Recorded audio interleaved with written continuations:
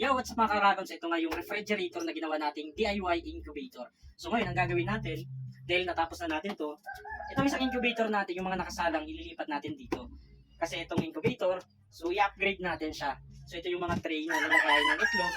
So ito yung ilalagay natin dito para naman marami yung itlog na maisalang natin. Hindi lahat ng tao kapag hiningian mo ng tulong, tutulungan ka. That's the reality. Pero hindi ibig sabihin nun masamang tao na yung tumanggi sa iyo magbigay ng tulong. Lalo na at financial help ang hinihingi mo. Kapag may negosyo ang tao, hindi automatic na mayaman o mapera yan. Sa madaling salita, walang cash yan. Lahat halos nasa product. Alangan naman yung puhunan ipahiram sa'yo. Huwag po natin i-normalize yung ganyang ugali na inoobliga yung hinihingian. Kapag may naitulong, thank you. Kung wala, move on. Walang responsibilidad ang tao sa'yo. That's a fact, not unless lahat ng tao may problema sa mundo. Hindi mo lang alam kasi nakapokus ka sa problema mo. Kaya kapag natanggihan ka, huwag magdamdam. Intindihin mo din yung taong hiningian mo ng tulong. At the same time, bago ka humingi ng tulong, tulungan mo din ang sarili mo. Dahil di palagi may ibang tao na tutulong sa'yo.